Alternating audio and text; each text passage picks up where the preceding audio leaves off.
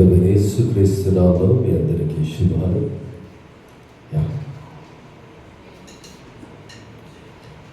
చాలా దూరం ప్రయాణం చేసి 2 వాక్యాలు చెప్పి వచ్చారంటున్నారు. మీరు కూడా చాలా దూరం నుంచి వచ్చారా? మీరు కూడా అలసిపోయారా? Yes, you are also tired. We are all tired. కానీ యేసు ప్రభు పరలోకంలో నుండి భూలోకానికి వచ్చాడు. ఎందుకొరకు? మన కొరకు. మరి దేవుడే అంతగా తగ్గించుకొని దేవుడే మానవ రూపంగా ఈ లోకానికి వచ్చి నీ విలువ నా విలువ ఆయన జ్ఞాపకం చేశాడు. సమస్య ఏంటంటే మన విలువ ఏంటో మనకు తెలియదు. సెల్ ఫోన్ ఎంత, 16 Pro ఎంత, 17 Pro ఎంత, మ్యాక్స్ ఎంత రేట్లు తెలుసు మనకు. బంగారం ఎంత తెలుసు, కోడి ఎంత తెలుసు, మటన్ ఎంత తెలుసు. వస్తుంటే అయ్యగారు పిస్తా హౌస్ చూపించాడు. పిస్తా హౌస్లో హలీం ఎంత తెలుసు. దునియాలున్నాయి అన్నీ తెలుసు మనకు. అసలు మన సంగతి ఏముందనా? సరే, నీ సంగతి ఏంటో నీకు చెప్పే ఒక తరుణం ఆశీష్ చారిటబుల్ ట్రస్ట్. ఆశీష్ అనే మాటకు అర్థం ఎవరికైనా తెలుసా? ఇంటోళ్ళు కాదు, ఇంటోళ్ళకి ఎలాగో తెలుసు, బయట వాళ్ళని అడిగారు. బ్లెస్సింగ్, ఆశీర్వాదం. ఆయన వెళ్ళిపోయాడు, ఆశీష్ చల్లగా వెళ్ళిపోయాడు. పరలోకము నా దేశం అని పాట పాడతాం. పోనీకి ఎంతమంది రెడీ ఉన్నారు? పోతావా బ్రదర్ అంటే ఎంతమంది చేతులు ఎత్తారు? అమెరికా అంటే అందరూ 2 చేతులు ఎత్తారు. కానీ పరలోకం అంటే మనకు అర్థం కావట్లేదు. అందుకే ఈ లోకంలోనే పెనవేసుకొని ఉంటున్నాం. 3 ఇళ్ళు కట్టుకొని 4 ఇళ్ళు కట్టుకుంటే అన్నకు మించిన తోపులేడు అనమాట. అన్నకు 4 ఇళ్ళు ఉన్నాయన్నా. అన్నకు గవర్నమెంట్ జాబ్, అన్న సెంట్రల్ గవర్నమెంట్ జాబ్, కాలు మీద కాలేసుకున్నా కాకేస్తుంది. లైఫ్ సెటిల్ అయిపోయింది. ఎవడిది సెటిల్ కాలేదన్నా. ఈ లోకంలో నువ్వు అరువుగా వచ్చావు, ఏదో ఒక రోజు ఎరవైపోతావు. నీ లోకం ఆ లోకంలోనికి నీకు ఇంకా పిలుపు రాలేదు కాబట్టి, నీకు కాల్ లెటర్ రాలేదు కాబట్టి నువ్వు కామ్గా కూర్చున్నావు. ఆశీష్కు కాల్ లెటర్ వచ్చింది, కామ్గా వెళ్ళిపోయాడు ఆయన. అంతే. He's a blessed person, he's in a blessed place. బైబిల్లో హెబ్రీయులకు రాసిన పత్రిక 11:4 ఒక నీతిమంతుని గురించి అక్కడ రాయబడింది. ఆయన చనిపోయి మాట్లాడుతున్నాడు. ఈరోజు ఆయన మన మధ్యలో లేడు, కానీ మరి ఆ అద్భుతమైనటువంటి కుమారుని స్మరిస్తూ అమ్మా నాన్న, ఆ కుమారునికి స్థానంలో మిమ్మల్ని అందరినీ కుమారులుగా కుమార్తెలుగా స్వీకరించి, ఆ కుమారుడు బ్రతుకుంటే ప్రభు కొరకు ఏ కార్యాలు చేసేవాడో ఆ కార్యాలను మీలో చూసుకోవాలని, తనదైన శైలిలో దేవుడు మీ జీవితాలను వాడుకోవాలని, మీ విలువేంటో మీకు జ్ఞాపకం చేయాలని, ఆ విలువలతో మీరు బ్రతకాలన్నటువంటి ఉద్దేశంతో ఈ ఏర్పాట్లు చేశారు. మరి ఈరోజు ఓన్లీ ఇంట్రడక్షన్ అని చెప్పారు నాకు. ఓన్లీ ఇంట్రడక్షన్, ఒక 15 నిమిషాలు నేను మాట్లాడతాను. So next tomorrow we have 3 sessions. ఆ 3 సెషన్లో మనం సుదీర్ఘంగా మాట్లాడుకుందాం. ఎందుకంటే మీరు అలసిపోయారు, నేను అలసిపోయినట్టుగా కనిపిస్తున్నాను, కానీ అలసిపోలేదు. నాకు కూడా చాలా సంతోషంగా ఉంది. ఒక 2 నిమిషాలు నేను కొన్ని విషయాలు మాట్లాడకుంటూ, మరి వరంగల్ అయినా, ఖమ్మం అయినా, కాజీపేట అయినా కొన్ని స్థలాలకు వస్తే తెలంగాణ పాట ఒకటి పాడాలనిపిస్తుంది. ఇక్కడ బాగానే కొడుతున్నారు, మరి నేను కొడతానో లేదో తెలియదు, కానీ ఒక చిన్న కోరస్ నాకు ఇట్స్ మానిటర్ పెట్టినారు. నాకు కొంచెం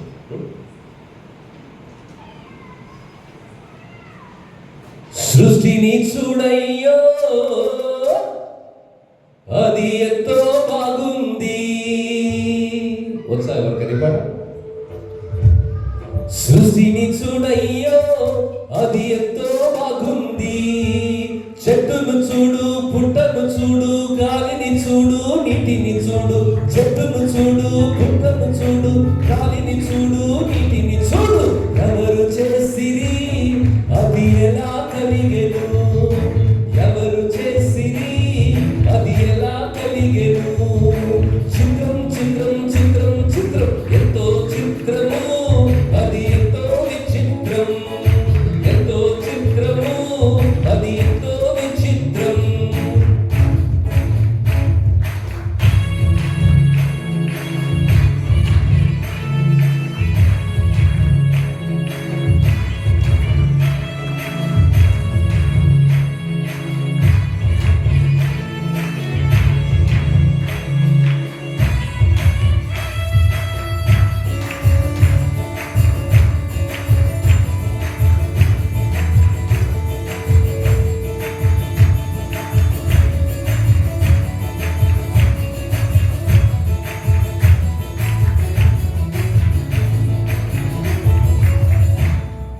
మేఘాల చూడయ్యా అవి మెరసిపోతున్నాయి, మేఘాల చూడయ్యా అవి మెరసిపోతున్నాయి. సూర్యుని చూడు చంద్రుని చూడు చక్కనైనా చుక్కలు చూడు, సూర్యుని చూడు చంద్రుని చూడు చక్కనైనా చుక్కలు చూడు. ఎవరు చేసిరి అది ఎలా కలిగెను, ఎవరు చేసిరి అది ఎలా కలిగెను. చిత్రం చిత్రం చిత్రం చిత్రం ఎంతో చిత్రము, అది ఎంతో విచిత్రం, ఎంతో చిత్రము, అది ఎంతో విచిత్రం.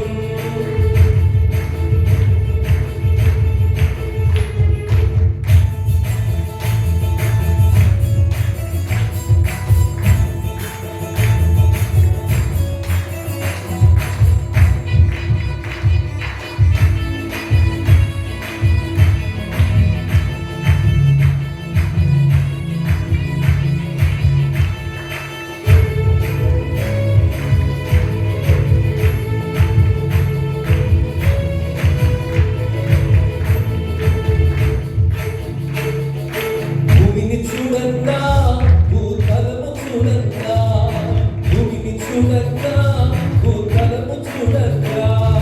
చెరువులను చూడు చెట్టుల చూడు మంచి మంచిగా ఫలముల చూడు, చెరువులను చూడు చెట్టుల చూడు మంచి మంచిగా ఫలముల చూడు.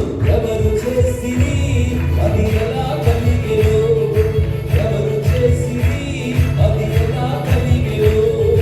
చిత్రం చిత్రం చిత్రం చిత్రం ఎంతో చిత్రము, అది ఎంతో విచిత్రం, ఎంతో చిత్రము, అది ఎంతో విచిత్రం.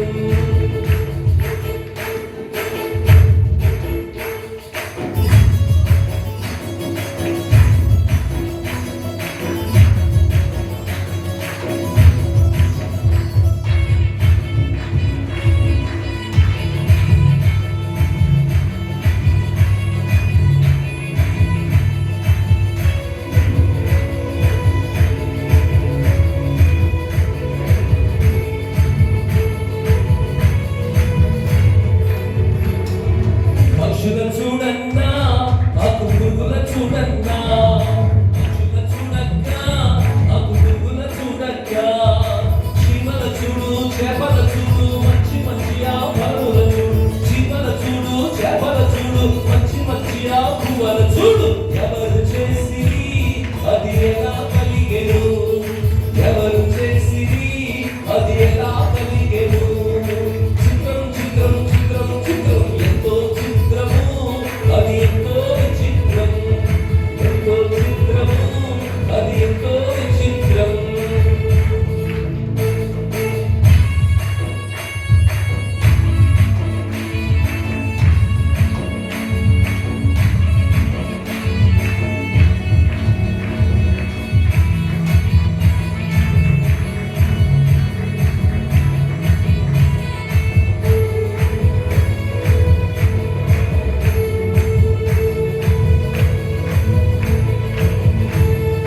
బైబిల్ చదవన్నా నీ భారము తీరన్నా, బైబిల్ చదవన్నా నీ భారము తీరన్నా.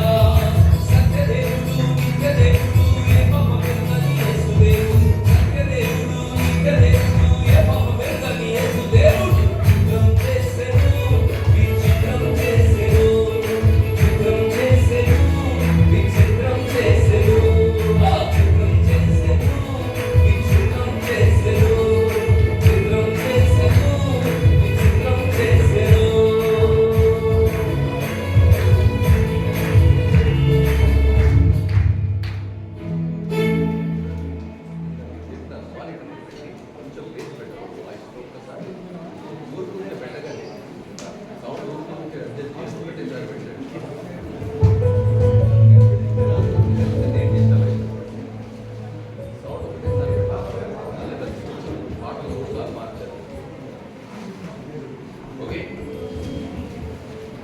సరే,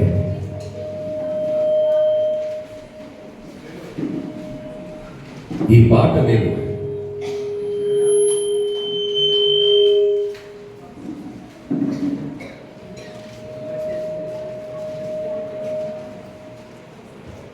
ఈ రోజే వచ్చింది సిస్టమ్, కొంచెం వాళ్ళకు కూడా అలవాటు కాదు.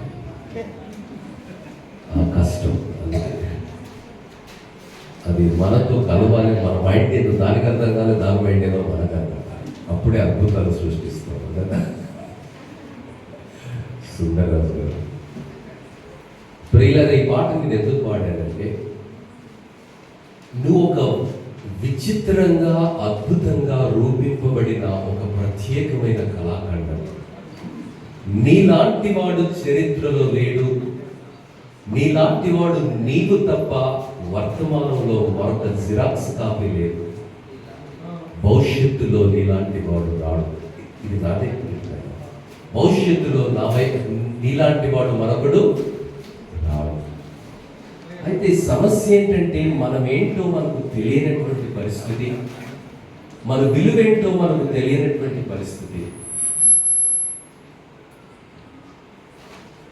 ఈ సాయంకాలపు వేళ ఆ విలువేంటో నువ్వు తెలుసుకొని, నువ్వు ఒక ఆశీర్వాదమని, నీవు ఒక దీవెనాన్ని నువ్వు గుర్తించి అడుగులు వేసిన రోజు నీ జీవితం మరొక స్థాయిలో వెళ్తుంది. కానీ చాలా సందర్భాలలో మనం ఉన్నటువంటి పరిస్థితుల వైపు మనం చూస్తుంటాం. ఒక చిన్న బైబిల్లో ఉన్నటువంటి ఒక కీర్తన మీకు ఒక 15 నిమిషాల్లో వివరించిన తర్వాత ఇంట్రడక్షన్ నేను చూస్తాను.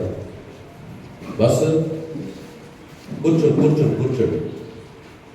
మైక్ లేకపోయినా మాట్లాడుతాను నేను. మీకు ఎక్కువ మైక్ అడ్జస్ట్ చేస్తే అర్థమవుతుందా? ఉన్నదే 10 మంది ఆడ, డిస్టర్బ్ చేయకండి. కూర్చుంటండి, వదిలేసేయండి. అబ్బా మైక్ పని చేస్తాను. వినిపిస్తున్నాను. You can hear me because I get distracted with sound. చాలా డిస్టర్బెన్స్ అవుతుంది. కూర్చోండి. ఇంత దూరం వచ్చింది మీతో మాట్లాడడానికి. మీ విలువ ఏంటో మీరు తెలుసుకోవడానికి ఇది ఏర్పాటు చేయబడింది. మరి ఆశీష్ నాన్నగారైనటువంటి సత్యానందం గారు, సత్యవర్ధన్ గారు, అమ్మగారు వాణిశ్రీ గారు ఎంతో వ్యయ ప్రయాసలు కోర్చి వేరు గ్రామాల్లో నుండి మిమ్మల్ని పిలిపించి, నన్ను హైదరాబాద్ నుండి పిలిపించి నన్ను తీసుకొని రావడానికి అన్న సుందరరాజు అని వచ్చారు. మరి ఇంతమంది ఈ ఒక సమిష్టి కృషి ఎందుకో తెలుసా? కూర్చొని ఊరికే పాట పాడుకొని వెళ్ళిపోవడానికి కాదు. మన బ్రతుకు ఒక విలువ ఉన్నది, మన జీవితానికి ఒక సంకల్పం ఉన్నది. ఆ సంకల్పం ఏమిటో, ఆ విలువేంటో నీకు అర్థమైన రోజు, ఆ విలువేంటో నీకు తెలిసిన రోజు నీ జీవితం మరోలా ఉంటుంది, నీ బ్రతుకు మరోలా ఉంటుంది. అది తెలియనంత వరకు వ్యర్థమైన వాటి వెంట, ఎండమావుల వెంట నువ్వు పరుగులు చేస్తావు. సొలొమోను మహారాజు మరి తన జీవితంలో 1000 మంది భార్యలండి. ఆయనకి ఎంతమంది భార్యలు?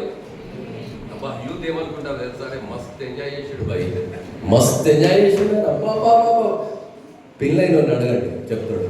అరే ఒక్కదాంతో ఏగలేకపోతున్నారు ఆయన. వాడు 1000 మందితో ఏమేగిండు. ఒక్కొక్కరికి ఒక్కొక్క టైప్ అనమాట.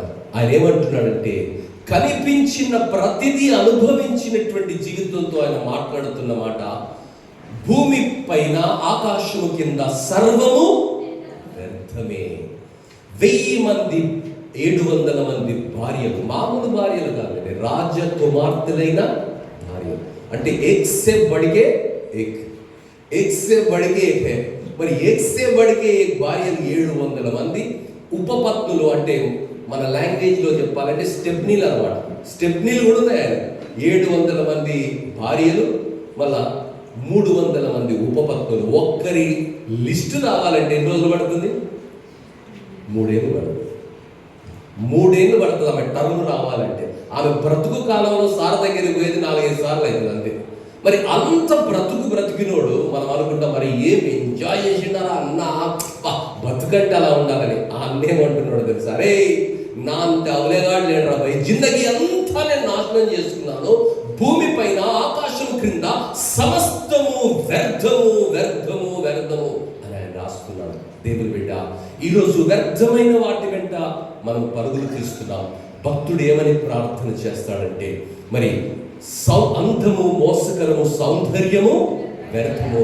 యెహోవా యందు భయభక్తులు కలిగిన స్త్రీ కొనియాడబడుతుంది. తాను చేసిన పనిని బట్టి గౌరుల యొద్ద ఆ పనులు ఆమెకు ప్రశంసగా నిలిచిపోతారు. ఈరోజు నీకు నాకు దేవుడు ఒక అవకాశం ఇచ్చాడు, నీకు నాకు ఒక జీవితాన్ని ఇచ్చాడు. ఆ జీవితాన్ని లోకం కొరకు బ్రతకడానికి, వ్యసనాల కొరకు బ్రతకడానికి, తాత్కాలికమైనటువంటి వ్యామోహాల వెంట బ్రతకడానికి కాదు, కానీ మన జీవితం ఏమిటో, మన జీవితానికి ఉన్నటువంటి లక్ష్యం ఏమిటో మనము గుర్తించిన రోజు మన జీవితం మరో స్థాయిలో ఉంటుంది. దేవుని బిడ్డ, ఈ సాయంకాలపు వేళ ఆ సత్యాన్ని నీవు నెమరు వేస్తూ ఆ సత్యంలో లోతైన విధంలోనికి మనం వెళ్దాం. మరి 34వ కీర్తన మనం గమనిస్తే, దావీదు మహారాజు ఆ కీర్తన ఎప్పుడు రాశాడంటే అత్యంత క్లిష్టమైన పరిస్థితుల్లో ఆయన కీర్తన రాశాడు. ఆయన మామూలు వ్యక్తి కాదు. గొల్యాతును ఒక గులకరాయితో మట్టి కనిపించినటువంటి వ్యక్తి, ఉద్దండుడైనటువంటి వ్యక్తి, యుద్ధ వీరుడైనటువంటి వ్యక్తి, అనేకమైనటువంటి శక్తి సామర్థ్యాలను కలిగినటువంటి వ్యక్తి. ఆయన జీవితంలో ఒక పరిస్థితి వచ్చింది.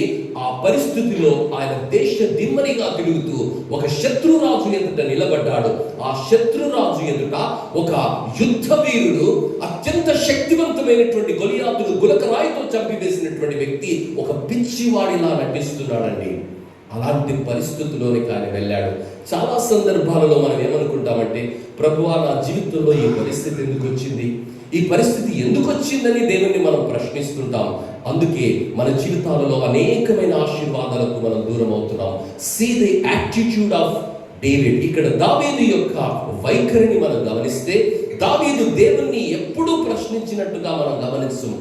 దావీదు ఆ కీర్తనలో ఒక అనుభవంతో ఒక సలహాను ఆయన ఇస్తున్నాడు. ఏమంటున్నాడు? మొదటి వచనం ఉంటే, నేను ఎల్లప్పుడూ యెహోవాను నిత్యము ఆయన కీర్తి నా నోటి నుండి.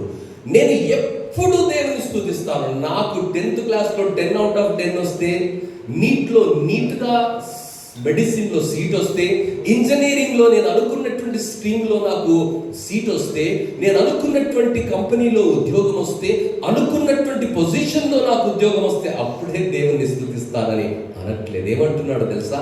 నేను ఎల్లప్పుడూ యెహోవాను సన్నుతించెదను, నిత్యము ఆయన కీర్తి నా నోట ఉండును. యెహోవాను బట్టి నేను అతిశయించుచున్నాను, దీనులు దానిని విని సంతోషించుదురు. ఇంగ్లీష్ ట్రాన్స్లేషన్ ఏమంటాడంటే, affected people come and listen to me. నా మాటలు మీరు వినండి. మీ జీవితంలో మీ భవిష్యత్తు ఎలా ఉంటుందన్నటువంటి భయం మీకు చాలా మందిలో అప్పుడే వచ్చేసింది. ఎందుకంటే మనం చదువుతున్నది ఒకటి, భవిష్యత్తులో రాబోతున్నది ఒకటి. AI technology is taking place in every area of human life. మరి అలాంటి పరిస్థితుల్లో నా భవిష్యత్తు ఎలా ఉండబోతుంది, నా జీవితం ఎలా ఉండబోతుంది అన్నటువంటి ప్రశ్నలు సంధిస్తున్నటువంటి వేళ, దావీదు కూడా ఒక భయంకరమైనటువంటి కఠిన పరిస్థితుల్లో ఆయన ఉన్నప్పుడు ఆ పరిస్థితులను ఏ విధంగా అధిగమించాడో, ఆ పరిస్థితులలో దేవుడు ఆయనని ఏ విధంగా నిలబెట్టి కాపాడి ఆయన కృపకు సాక్షిగా ఎలా నిలుపుకున్నాడో, ఆ అనుభవంతో ఆయన మాట్లాడుతున్నటువంటి మాట ఏమిటంటే, నాతో కూడా యెహోవాను ఘనపరచుడి, మనము ఏకముగా కూడి ఆయన నామమును గొప్ప చేసేదాం. ఎందుకంటే నా జీవితంలో దేవుడు ఒక అద్భుతాన్ని చేశాడు, నా జీవితంలో దేవుడు ఒక అందమైన కార్యాన్ని చేశాడు.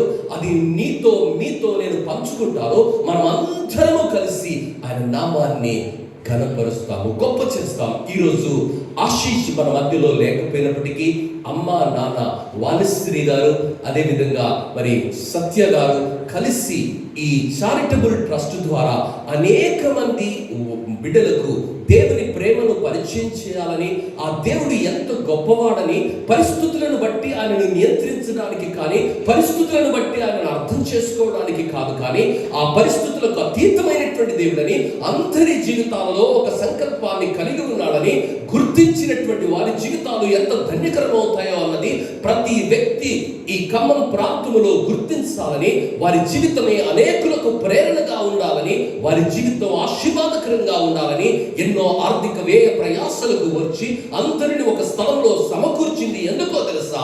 మనందరి ద్వారా దేవుని నామము మహిమపరచబడడానికి, మనందరి ద్వారా మనందరి జీవితాలలో దేవుని సంకల్పం ఏమిటో మనము అర్థం చేసుకోవడానికి. దావీదు మహారాజు ఆయన రాసినటువంటి పరిస్థితిలో, ఈ కీర్తన రాసినటువంటి పరిస్థితి ఏంటంటే, అబీమెలెకు అనే రాజు దగ్గర ఆయన ఉన్నాడు. ఆ అబీమెలెకు రాజు చంపడానికి ఒక క్షణం పట్టదండి, కానీ అలాంటి పరిస్థితిలో ఆయన ఈ కీర్తన రాస్తున్నారు. ఈరోజు పాటలు రాసే నేపథ్యాన్ని మనం చూస్తే, నేను కూడా పాటలు రాస్తుంటాను.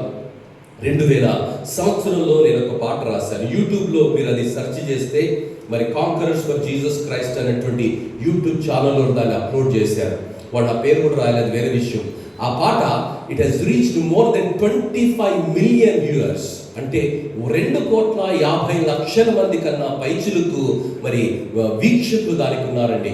ఆ పాట నేను రాయడానికి కారణం ఏంటంటే, ఒక అమ్మగారి దగ్గరికి నేను వెళ్ళినప్పుడు ఆ అమ్మ తన జీవితాన్ని నాకు వివరించింది. ఆమె చెప్పినటువంటి మాటల్లోనే ఆ పాటను నేను రాశాను. ఎవరూ లేరయ్యా, నీ ఒంటరి దానయ్యా, అందరూ నాకున్నా నేనెవరికి చెందనయ్యా, ఈ పోరాటం సమసిపోయేదెన్నడయ్యా, నీ సన్నిధికి నేను చేరేదెప్పుడయ్యా అని తన భావాలను నేను రాశాను. ఆమె పుట్టగానే మరి నాన్నగారు, ఆమె తల్లిగారు చనిపోయారు. పెళ్లి చేసుకున్న తర్వాత 10వ ఏట మరి భర్త గారు చనిపోయారు. మరి పెంచినటువంటి పిల్లలు కూడా ఆస్తుల దగ్గర ఆమెకు శత్రువులుగా మార్చబడినటువంటి వేళ ఆమె అనుభూతులు, అనుభవాలు, ఆమె ఆలోచనలు, ఆమె యొక్క మనస్తత్వం ఎంతగా కురింగిపోయిందో అన్న మాటలు విన్న తర్వాత ఆ పాటను రాశాను. ఈరోజు ఆ పాటను వింటున్నటువంటి 2,50,00,000 మంది కన్నా పైచులకు ఒక ఛానల్లో, మరి అనేకమైనటువంటి ఛానల్లో అనేకమైనటువంటి వ్యూవర్షిప్ ఉన్నది. మరి విన్నటువంటి వారందరూ ఆ కామెంట్స్ లో రాస్తున్నటువంటి మాటలు వింటే నాకు చాలా సంతోషమైంది as a writer, because they are not my feelings, they are the feelings of someone who narrated those feelings. ప్రియులారా, ఈరోజు దావీదు మహారాజు తన అనుభూతులను, అనుభవాలను ఈ కీర్తనలో ఆయన లిఖించాడు. ఆ కీర్తన ద్వారా నీవు నేను ప్రోత్సహించబడాలి. నీవు నేను కూడా అలాంటి పరిస్థితుల గుండా వెళుతున్నాము. ఆ పరిస్థితులలో చాలిన దేవుడని, నిన్ను నన్ను అర్థం చేసుకునే దేవుడని దేవుడు జ్ఞాపకం చేస్తున్నాడు. మనం చూస్తే, నేను యెహోవా యొద్ద విచారణ చేయగా ఆయన నాకు ఉత్తరం, నాకు కలిగిన భయములన్నిటిలో నుండి ఆయన నన్ను తప్పించారు. ప్రియులారా, ఈరోజు భయం వస్తే ఎక్కడ పోతున్నాం? భయం వస్తే ఏం చేస్తున్నాం తెలుసా? సెల్ ఫోన్ చేస్తున్నాం. తీసి వానికి ఫోన్ చేయాలి, వీనికి ఫోన్ చేయాలి, వీని కలపాలి, వాని కలపాలి, క్రోమ్ తీయాలి, గూగుల్ తీయాలి, దునియా అంతా దీన్ని పెట్టుకుంటున్నాం. కానీ దేవుని దగ్గరికి పోతున్నామా? నిన్ను ప్రేమించిన దేవుడు, అరచేతులలో నిన్ను చెక్కుకున్న దేవుడు, నీ గురించి ప్రతినిత్యం ఆలోచిస్తున్నటువంటి దేవుడు, నీ జీవితానికి ఒక విలువనిచ్చినటువంటి దేవుడు. ఈరోజు ఆ విలువ నువ్వు తెలుసుకోవాలని, ఆ విలువతో లోకానికి నువ్వు ఆశీర్వాదంగా ఉండాలని దేవుడు ఆశపడుతున్నాడు. మన భయాలలో, మన కష్టాలలో, దేవుడు భయాలను, కష్టాలను మన జీవితాలలో ఎందుకు ఉంచాడంటే, మనం ఆయన వైపుగా వెళ్ళాలని, ఆయనను తెలుసుకోవాలని, ఆయన కొరకు మనం బ్రతకాలని. దావీదు తన జీవితంలో కష్టం వచ్చినప్పుడు, నష్టం వచ్చినప్పుడు ఆయన ఎక్కడికి వెళ్ళాడంటే, మనుషుల యొద్దకు వెళ్ళలేదండి, దేవుని యొద్దకు ఆయన వెళ్ళాడు. వారు ఆయన తట్టు చూడగా వారి ముఖములు వెలుగు కలిగేను, వారి ముఖములు ఎన్నడూ లజ్జింపకపోయింది. ప్రియులారా, దేవుని దగ్గరికి వస్తే మనకు వెలుగు కలుగుతుంది, కానీ మనకు అవమానం కలగదు, మనకు నింద కలగదు, మన జీవితాలలో నిరుత్సాహం రాదు. కానీ మనుషుల దగ్గరికి వెళితే మనకు నిరుత్సాహం వస్తుంది, మనుషుల దగ్గరికి వెళితే మనకు ఆయాసం వస్తుంది. దేవుని బిడ్డ, ఈ కూడిక అంతటికి కారణం ఏమిటంటే, నీ ఒక ఆశీర్వాదం నీ జీవితంలో కష్టాలు ఎదురైతే, సమస్యలు ఎదురైతే, మరి ఊహించలేని పరిస్థితుల గుండా నువ్వు వెళ్ళినప్పుడు మనుషుల యొద్దకు వెళ్ళటం కాదు, కానీ ప్రభువు యొద్దకు వెళ్ళటం నీవు నేర్చుకోవాలి. దావీదు తన అనుభవంలో ఆయన ఏం చెబుతున్నాడంటే, నా కష్టకాలంలో, నా కన్నీటి సమయంలో నేను దేవుని యొద్దకు వెళ్ళాను, అప్పుడు నా ముఖము వెలిగించబడింది. ఈరోజు నీ ముఖం చూడగానే నీ భావం ఏంటో అర్థమవుతుంది. కొంతమంది ముఖాలు చూడగానే ఏంటి, ఏమైనా బాధ ఉందా అని అడుగుతారు.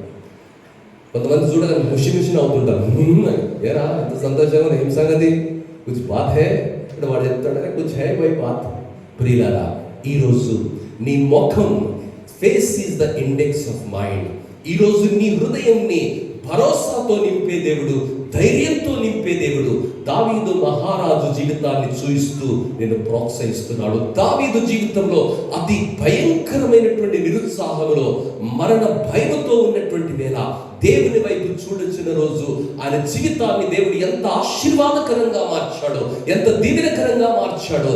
ఈ రోజు 2025 సంవత్సరంలో పరిస్థితులన్నీ మారిపోతున్నాయి. ప్రపంచ వ్యాప్తంగా వాతావరణం మారిపోతుంది. రాజకీయ సమీకరణాలు మారిపోతున్నాయి, ఆర్థిక సమీకరణాలు మారిపోతున్నాయి, మనుషుల మధ్య తేడాలు వచ్చేస్తున్నాయి, మతం మధ్య మతం, మరి భయంకరమైనటువంటి వైషమ్యం మనుషుల్లో చెలరేగిపోతున్నటువంటి వేళ మరి జీవితం ఎలా ఉండబోతుందో, మరి 10 సంవత్సరాల్లో ప్రపంచం ఎలా ఉండబోతుందో ఊహించినటువంటి పరిస్థితులు గుండా ఈరోజు మానవ సమాజాలు వెళుతున్న వేళ నా భవిష్యత్తు ఎలా ఉండబోతుందని యవనస్తునిగా నీవు భయములో ఉంటే దేవుడు దావీదును చూపిస్తున్నాడు. మరి దావీదు ఏం చేశాడంటే, ఈ దీనుడు మొరపెట్టగా యెహోవా,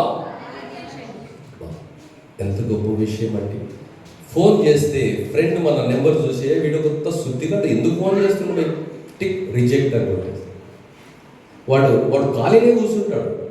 ఒక మెసేజ్ వస్తుంది, I'm busy, I will call you later. A busy వాడు సినిమా చూస్తున్నాడు, శుద్ధి కొడుతున్నాడు, టీ తాగుతున్నాడు, ముచ్చట్లు ఆడుతున్నాడు. కానీ నీవు ప్రార్థిస్తే పరలోకమందు ఉన్నటువంటి దేవుడు నీ ప్రార్థనను విని నీకు జవాబిచ్చి శ్రమలన్నిటిలో నుండి నేను నిన్ను రక్షిస్తానంటున్నాను.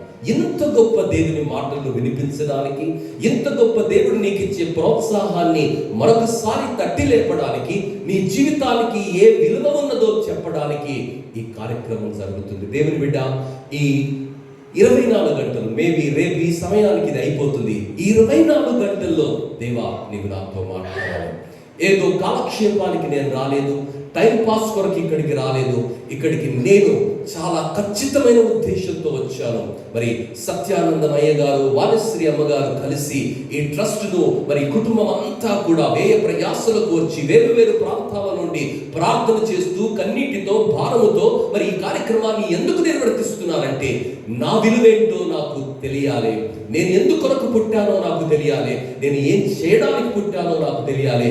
ఆ తెలిసినటువంటి నేను ఆశీర్వాదంగా లోకానికి పరిచయం కావడానికి, నేను ఎంత ఆశీర్వాదమో అన్నది లోకం తెలుసుకునే విధంగా నాలో ఉన్నటువంటి ఆశీర్వాదాన్ని మరొకసారి తట్టి లేపడానికి ఇది ఏర్పాటు చేశాను అన్నది నువ్వు గ్రహించడానికి ఈ కూడిక ఏర్పాటు చేయబడింది. ప్రియులారా, మరి దావీదు మహారాజు మరి ఒక చక్కని మాట అంటాడు, సింహపు పిల్లలు లేమి గలవై. చదువున్నాను, చాలా బాగా చదువుతున్నాను, ఎవరు కానీ బెస్ట్ చదువు. సింహపు పిల్లలు ఆకలి గలవై, లేమి గలవై ఆకలి గొనును, ఏ మేలుయు. ఈరోజు ప్రతి మేలును నీకు ఇవ్వడానికి, ప్రతి ఆశీర్వాదాన్ని నీకు ఇవ్వడానికి నీవే ఒక ఆశీర్వాదం అని దేవుడు జ్ఞాపకం చేస్తున్నాడు. బండి కొంటే పాస్టర్ గారి దగ్గర తీసుకెళ్ళి, కొత్త బైక్ సార్ ప్రార్థన, బైక్ ఏం ప్రార్థన చేస్తాను, బైక్ ప్రార్థన చేస్తాం, మనకు అలవాటైంది. వాడు గుడికి పోయి నిమ్మకాయలు పెట్టినట్టుగా మనం కూడా మా చర్చిలో ఎన్ని కార్లు వస్తాయి, ఏం ప్రార్థన చేస్తాం బండికి. బండి నడిపేటోడు కొరకు ప్రార్థన చేయాలి, కానీ బండి నడిపేటోడు ప్రార్థన చేయించుకోడు. ఎప్పుడన్నా నీ తల మీద నువ్వు చేయి పెట్టుకొని, ప్రభువా నన్ను ఆశీర్వదించమని ప్రార్థన చేశాను. ఎవడో తల మీద చేయి పెట్టాలి, ఏవో పాస్టరో ఇంకోరో. నీ తల మీద నువ్వు ఎప్పుడన్నా చేయి పెట్టుకున్నావా అన్న తమ్ముడు? ఎప్పుడు పెట్టుకోవాలి, ఎందుకంటే నీకు తెలియదు నువ్వు ఎవరో. నువ్వేమనుకుంటున్నావంటే నీ విలువేంటో నీకు తెలియదు. నీలాంటోడు చరిత్రలో లేడు, నీలాంటోడు ఇంకొకడు నువ్వు తప్ప సెకండ్ కాపీ లేదు. భవిష్యత్తులో నీలాంటోడు ఒకడు రాడమ్మా. నీ కళ్ళు వేరు, నీ రెటీనా వేరు, నీ చేతి రాతలు వేరు, నీ రక్తంలో ఉన్నటువంటి DNA వేరు. ఇంత అందంగా, ఇంత అద్భుతంగా దేవుడు నిన్ను సృష్టిస్తే ఆ విలువ నీకు అర్థమవుతుందా? సెల్ ఫోన్ చూసి అలా ఏముందా, 17 Pro Max సూపర్, అలాంటి కొన్ని వందల వేల లక్షలు ఉన్నాయి ఫోన్లు. అవన్నీ సాంచలేసి బయటికి తీస్తారు. కానీ నీలాంటోడు ఈ 7 ఖండాలలో 842 కోట్ల మందిలో మరొకడు లేడని సైన్స్ నిర్ధారణ చేస్తుంది, ప్రపంచం నమ్ముతుంది. ఇంత అద్భుతంగా, ఇంత అందంగా, ఇంత ప్రత్యేకంగా దేవుడు నిన్ను సృష్టించింది 4 రాళ్ళను వెనకేసుకొని బ్రతకడానికి, వ్యర్థమైన వాటి వెంట పరుగులు తీయడానికి, వ్యర్థమైనటువంటి పరిస్థితుల్లో బ్రతకడానికి కాదు, కానీ దేవుని సంకల్పాన్ని తెలుసుకొని ఆ సంకల్పాన్ని నెరవేరుస్తూ మనము గతించిన మన క్రియలు ద్వారా అనేకులకు దీవెనకరంగా ఉండడానికి దేవుడు ఒక అవకాశం ఇచ్చాడు. దేవుని బిడ్డ, మరి ఆ అవకాశాన్ని నువ్వు ఎలా వాడుకుంటున్నావు అన్నది ప్రశ్న. దావీదు మహారాజు తన అనుభవంతో ఒక మాట 4 విషయాలు ఇక్కడ చెప్తాడు. ఏంటంటే, యెహోవా యందు భయభక్తులు మీకు నేర్పించెదను, బ్రతకగోరు వాడెవడైనా మేలునందుతూ. ఒక వచనంలో, బైబిల్లో ఎక్కడైనా ఒక వచనంలో 2 ప్రశ్నలు ఉంటే ఆ వచనం చాలా చాలా గొప్ప సత్యాన్ని రాబోయే వచనాల్లో చెబుతున్నదన్నది మీరు గుర్తించాలి. ఆయన ఏమడుగుతున్నాడో తెలుసా? బ్రతకగోరు వాడెవడైనా ఉన్నాడా, మేలునందుతూ అనేక దినములు బ్రతకాలని నీవు ఆశిస్తే ఈ మాటలను చాలా జాగ్రత్తగా వినాలి. హైదరాబాద్ భాషలో చెప్పాలంటే, అగర్ జీనా హై తో షాన్ సే జీనా హై తో భాయ్ మేరా బాత్ సునో. దేవుడు అంటున్నాడు, నా మాటలు నువ్వు వినాలి. 4 ముచ్చట్లు చెప్పేస్తాను, ఆ తర్వాత మిమ్మల్ని నేను వదులుతాను. ఎందుకంటే మళ్ళా ఉన్నాయి 8:30 మళ్ళా కలవాలి. 4 ముచ్చట్లు. దావీదు మహారాజు నువ్వు బ్రతకాలని మేలునందుతూ ఆశీర్వాదంగా శాశ్వతమైనటువంటి దీవెనలతో బ్రతకాలని ఎంతమందికి ఉన్నది? చేయలేపుతారా? చేయలేపని వాళ్ళకి లేనట్టే తెక్క. ఎందుకంటే నేను అడిగిన కాబట్టి. నేను ఉత్తగా ఇట్లనే ఉంటే ఇంకా మీకు ఎందుకు రాబోయింది? చత్తబుట్ట చదువుకొని పొద్దున్నే బస్సు ఎక్కి వెళ్ళిపోండి. అవుతే మనం ఎందుకు వచ్చిన? మనం ఆశీర్వాదంగా మేలునందుతూ బ్రతకాలి. దేవుని బిడ్డ, దావీదు మహారాజు ఏమంటారంటే, చెడ్డ మాటలు పలకకుండా నీ నాలుకను. చెడ్డ మాటలు అంటే బూతు మాటలు కాదు. ఇక్కడ చాలా మంది ఏమంటారు తెలుసా? నా జీవితము ఇంతే, నా బ్రతుకు ఇంతే, నా తలరాత ఇంతే, నాకు ఇంతే రాసి పెట్టింది కాబట్టి నాకు ఇంతే మూడుతుంది. దేవుని బిడ్డ, ఎప్పుడూ కూడా అలాంటి భావనతో నువ్వు బ్రతకొద్దు. యోబు గ్రంథం తీయండి. యోబు గ్రంథంలో యోబు ఏమంటున్నాడో తెలుసా? యోబు మామూలు వ్యక్తి కాదు, ఒక గొప్ప భక్తుడు. యోబు గ్రంథము 3వ అధ్యాయం 25వ వచనం చదువుతాను. యోబు గ్రంథము 3వ అధ్యాయం 25వ వచనంలో యోబు, ఏది వచ్చునని నేను బహుగా భయపడితినో అది ఏ నాకు సంభవించుచున్నది, నాకు భీతి పుట్టించున్నదే నా మీదికి వచ్చినది. ఏదైతే నేను నెగటివ్ అనుకుంటున్నానో, ఏదైతే నా జీవితంలోనికి వస్తుందని నేను అనుకుంటున్నానో అదే నా జీవితానికి సంప్రాప్తిస్తుంది. దేవుని బిడ్డ, don't think negative about your life. నీ జీవితానికి ఒక సంకల్పం ఉన్నది, నీ జీవితానికి ఒక విలువ ఉన్నది. ఆ జీవితానికి ఉన్నటువంటి విలువను నీవు గుర్తిస్తే దేవుడు నిన్ను ఆశీర్వదిస్తాడు.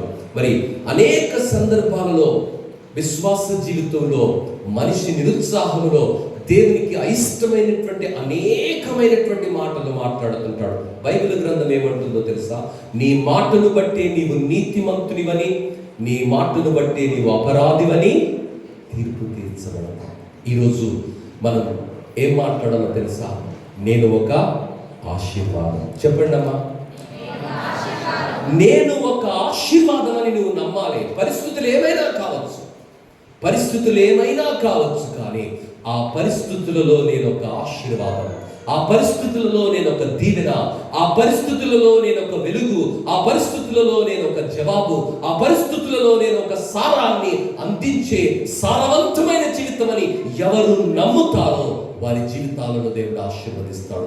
బైబిల్ గ్రంథం అంతా కాచి వడగడితే అలా నమ్మిన వారి జీవితాలే దేవునికి మహిమకై దేవుడు తరతరాలలో వాడుతున్నాడు. దేవుని బిడ్డ, ఈ సాయంకాలం నీవు నీ నోటి వెంట దేవుని చిత్తానికి వ్యతిరేకమైనవి, దేవుని యొక్క మహోన్నతమైన సంకల్పాన్ని అవమానపరిచే ఏ మాటలు కూడా నీవు మాట్లాడకూడదు. 2వ మాట ఏంటంటే తెలుసా? మేలులందుతూ అనేక దినములు నీవు బ్రతకాలంటే చెడ్డ మాటలు పలకకూడదు, కపటమైన మాటలు పలకకుండా నీ పెదవులను కాల్చుకో. మన కపటమైన మాటలు అంటే ఒక ఉదాహరణ చెప్పాలా? 2 ఆడోళ్ళు నిలబడి, ఇంకొక ఆడ వస్తుంది అంటే ఎంతమంది అయింది? మొత్తం ఆడోళ్ళు 3 అయింది. 2 ఆడోళ్ళు కూర్చొని ఇంకొక ఆమె వస్తుంటే ఈ 2 నిలబడ్డ ఆడోళ్ళల్లో ఒక ఆడాలంటుంది, చూసిన పిచ్చిది వస్తుంది, దాని చీర చూడు, దాని ఏషం చూడు ఎట్లున్నది, అయితే మూడవ ఆమె వచ్చింది వీళ్ళ దగ్గరికి. రాగానే చీర చూడు, ఏషం చూడు ఎట్టున్నదని చెప్పిన ఈ అక్క ఏమంటుందో తెలుసా?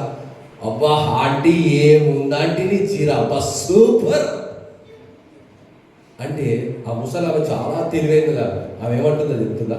నిజం చెప్తున్నా వాళ్ళు అన్నదా అంటే నేను దీన్ని నమ్ముతలేదు, ఈమె నమ్ముతలేదు. ఆమె కూడా డౌట్ వచ్చింది, ఆమె పరిస్థితి ఏందో ఆమె కూడా తెలుసు. అయితే ఈ అక్క ఏమంటుందో తెలుసా? అమ్మతోడు చెప్తున్నా అంటే చాలా గాడ్ ప్రామిస్ చెప్తున్నాడు, చాలా సూపర్గా అనిపిస్తున్నావు. సూపరా డూపరా? ఉత్త గాలి మాటలు, దాన్నే కపటం అంట. మనసులో ఒకటి, బయటికి మరొకటి. ఇలా మాట్లాడితే మనుషులకు తెలియకపోవచ్చు, మనుషులు నీ యొక్క యుక్తిని, కుయుక్తిని, నీలో పట్టినటువంటి కపటాన్ని గుర్తుపట్టకపోవచ్చు. కానీ నీ జీవితాన్ని ఆశీర్వాద పదవులో నడిపించడానికి ఈ తరములో నిన్ను ఒక దీవెనగా, ఆశీర్వాదంగా, వెలుగుగా నిలిపిన దేవుడు చూసి నీకు అక్కడ మైనస్ మార్కులు ఇస్తాడు.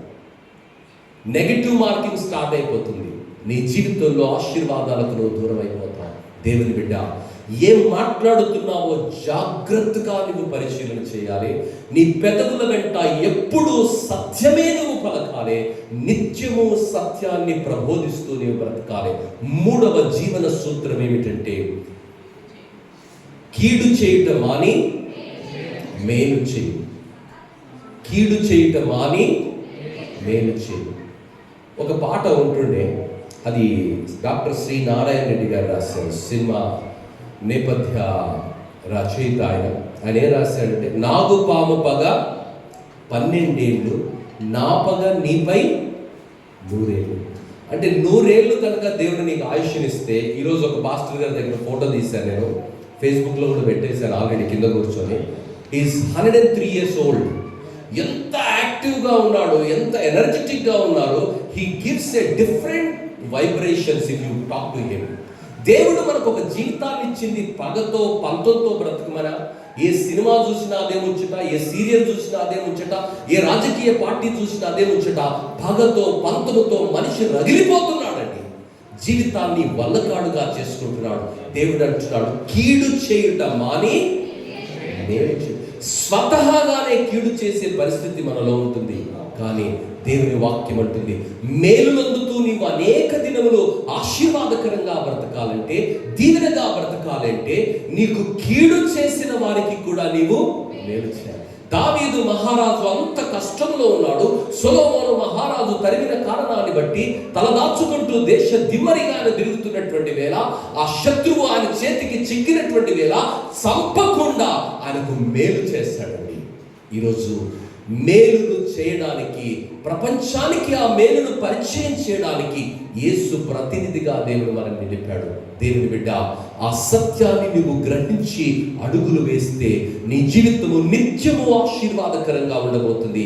చివరిదిగా, సమాధానము వెతికి దానిని వెంటాడాలి. సమాధానము ఒకవేళ దొరికితే బీర్ షాప్లో, వైన్ షాప్ల కన్నా ఎక్కువ గిరాకీ దానికే ఉంటుండే. వైన్ ఎందుకు తాగుతాడు అంటే, అలా నాకు దిమాగ్ ఖరాబ్ అయిపోయింది అందుకనే తాగుతాడు. కానీ సమాధానం అమ్మే షాప్ ఉంటే వైన్ షాప్ల కన్నా ఎక్కువ డిమాండ్ దానికే ఉంటుండే. ఎందుకో తెలుసా? చాలా మందికి అది అవసరమైనది. ఆ సమాధానం దొరికే స్థలం ఏంటో తెలుసా? అది యేసు సన్నిధి. హల్లెలూయా! ఆ యేసును పరిచయం చేయవలసిన బాధ్యత మనకున్నది. అందుకే దేవుడు అన్నాడు, నేను లోకానికి వెలుగై ఉన్నాను. ఆ వెలుగు పరలోకానికి వెళ్ళింది. ఆ వెలుగును కలిగినటువంటి మనము ఆ వెలుగును ఈ చీకటి లోకంలో పంచడానికి, ఆ సమాధానాన్ని పంచడానికి, ఆ ఆశీర్వాదాన్ని పంచడానికి, ఆ ప్రేమను పంచడానికి, ఆ సారాన్ని పంచడానికి, ఆ దీవెనను పంచడానికి దేవుడు మనల్ని చీకటి లోకములో ప్రత్యేకంగా ఆయన మనల్ని ఏర్పాటు చేసుకున్నాడు. అందుకనే 1 పేతురు గ్రంథము పత్రిక 2వ అధ్యాయం 9వ వచనంలో ఏమంటాడంటే, చీకటిలో నుండి ఆశ్చర్యకరమైన తన వెలుగులోనికి మిమ్మును పిలిచిన వారికి ఏముంది? ఒక గుణం ఉందమ్మా. ఆయనకు గుణం ఉంది. ఆ గుణానికి అతిశయం ఉంది. ఆ గుణములో శక్తి ఉంది. ఆ గుణములో గౌరవం ఉంది. ఆ గుణములో ఒక అద్భుతమైనటువంటి వైఖరి ఉన్నది.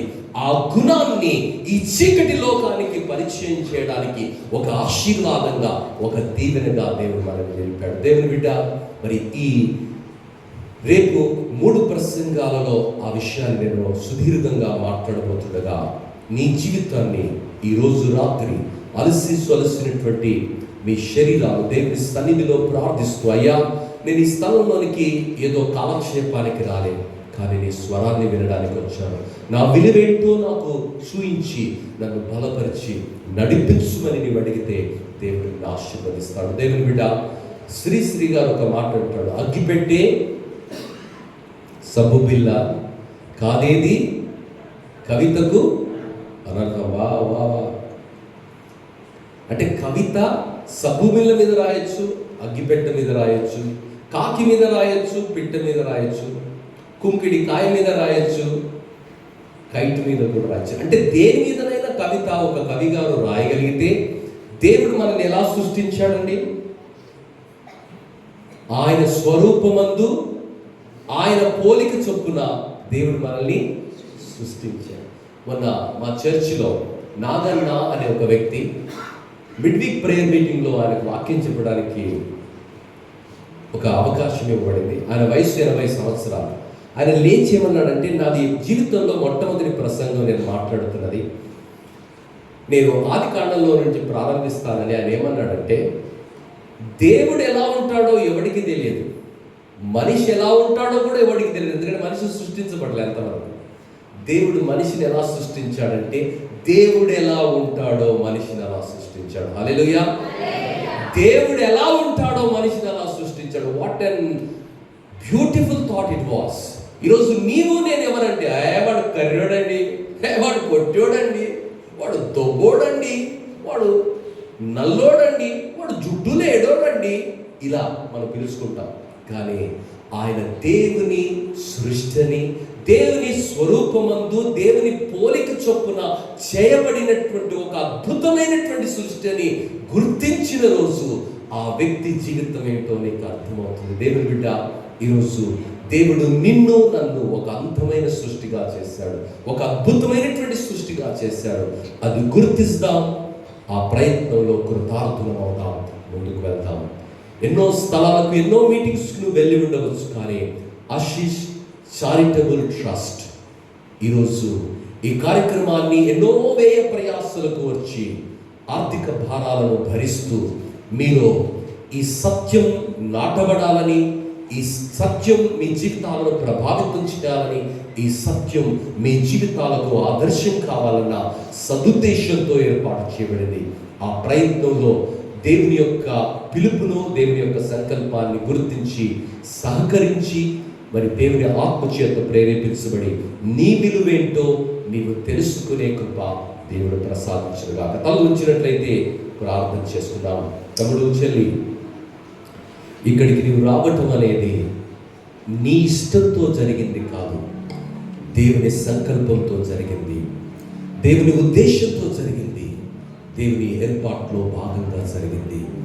ఈరోజు దేవుడు నీకు జ్ఞాపకం చేస్తున్నాడు. నీవొక ఆశీర్వాదం, నీవొక దీవెన. ఆ సత్యం నీవు గ్రహిస్తున్నావా? చుట్టూ పరిస్థితులు నీకు అర్థం కాకపోవచ్చు, శత్రువు, పరిస్థితులు, కష్టాలు, కన్నీళ్లు నిన్ను ఎంతో ఆయాసానికి, దుఃఖానికి గురి చేస్తూ ఉండవచ్చు. కానీ వాటన్నిటిలో ఆ మెల్లనైన స్వరం నిన్ను ఒక ప్రశ్న అడుగుతుంది, బ్రతకగోరు వాడెవడైనా ఉన్నాడా? మేలు నొందుతూ అనేక దినములు బ్రతకాలని నువ్వు ఆశపడుతున్నావా? అయితే నీవు ఈ పనులు చేయాలి. చెడ్డ మాటలు పలకకూడదు, కపటమైన మాటలు పలకకూడదు, కీడు చేయకూడదు, సమాధానమును వెతికి దానిని వెంటాడాలి. ఆ 4 విషయాలు చేయడానికి దేవుడు నిన్ను ఏర్పరచుకున్నాడు. నీవు లోకానికి ఒక వెలుగని, లోకానికి ఒక ఆశీర్వాదమని, లోకానికి ఒక దీవెనని దేవుడు జ్ఞాపకం చేస్తుండగా ఈ సాయంకాలపు వేళ, దేవా, రాబోయే కొన్ని గంటల్లో అనేకమైన ఆత్మీయ సత్యాలను నేను వినబోతున్నాను. ఈ రాత్రి నాకు చక్కని విశ్రాంతినివ్వండి, ఏకాగ్రతను దయచేయండి ప్రభా. నీ మాటలను వినడానికి, విన్న వాక్యాన్ని నెమరు వేయడానికి, విన్న వాక్యములో ఉన్నటువంటి సత్యాన్ని జీవితానికి అనుభవించుకోవడానికి ఈ స్థలములో నుండి మార్చబడిన వ్యక్తిగా, ఒక నామకార్థ క్రైస్తవునిగా, ఒక ఆచారయుక్తమైనటువంటి భక్తి జీవితాన్ని జరిగించే క్రైస్తవునిగా కాదు, కానీ మార్చబడిన వ్యక్తిగా, అనేకులకు మాదిరికరమైన జీవితాన్ని జీవించడానికి పిలువబడినటువంటి వ్యక్తిగా, నీ ఆత్మచేత స్పృశించబడినటువంటి వ్యక్తిగా, నీ ఆత్మచేత ముద్రించబడినటువంటి వ్యక్తిగా, ఈ చీకటి లోకములో నీ సొత్తుగా ప్రత్యేకించబడినటువంటి బిడ్డగా నేను నా విలువనేంటో నీ కన్నులతో నా జీవితాన్ని చూడడానికి నీ కృపను దయచేయమని ప్రార్థన చేయి. దేవుని బిడ్డ, దేవుడు నీతో మాట్లాడబోతున్నాడు. దేవుడు నీ కన్నులను తెరవబోతున్నాడు. నీ విలువ ఏంటో ఆయన నీకు జ్ఞాపకం చేస్తుండగా ఆ కృప, ఆ సహాయము దేవుడు దయచేయుగాక. పరలోకమందున్న మా తండ్రి, నీకు వందనాలు. ఈ సాయంకాలపు వేళ నీ సన్నిధిలో యవన బిడ్డలతో కలిసి ఈ కుటుంబం వారు ఏర్పాటు చేసిన ఈ ఆత్మీయ యజ్ఞంలో వారి విలువ ఏంటో వారు గుర్తించాలన్నటువంటి తాపత్రయం, చెప్పబడుతున్న ప్రతి మాట వెనకాల ఉన్న నీ సంకల్పము, నీ ప్రేమ వారు గుర్తించడానికి ప్రభా, ఆ రుచిని వారు తెలుసుకోవడానికి నువ్వు కృప దయచేయండి. దావీదు జీవితంలో ఆ రుచిని ఆయన అనుభవించాడు. ఆ రుచి ఎంత గొప్పదో ఆయన వర్ణిస్తున్నాడు. సింహపు పిల్లలు ఆకలికై మరి లేమితో అలమటిస్తాయి, కానీ నిన్ను నమ్మిన బిడ్డలకు ఏ మేలును నువ్వు కొదవ చేయనన్నావు. అవును ప్రభా, ఇక్కడ కూర్చున్న ప్రతి యవన బిడ్డకు మేలును కొదవ చేసే దేవుడవు కాదు, కానీ మరి కొలత లేకుండా మేలులను, దీవెనలను, ఆశీర్వాదాలను వారి జీవితంలో ఇవ్వడానికి, వారే లోకానికి ఒక ఆశీర్వాదము అన్న సత్యాన్ని జ్ఞాపకం చేయడానికి, జాగృతంగా మరి ఉన్నటువంటి ఆ పరిస్థితిని తట్టి లేపడానికి ఈ మాటలు వినిపిస్తుండగా ప్రతి యవన బిడ్డ ఈ సత్యాన్ని గుర్తించి వారి విలువను వారు గుర్తించి రాబో కాలములో ఖమ్మం ప్రాంతములో అనేకమైనటువంటి స్థలాలలో భూప్రపంచంలోనే నీ నామ మహిమార్థమే సాక్షులుగా వెలిగించి వాడుకోమని, దీవించి ఆశీర్వదించమని, విస్తరింపచేసి ఫలభరితమైన జీవితముతో అనేకులకు ఆశీర్వాదకరంగా వారి జీవితాలను మలుచుమని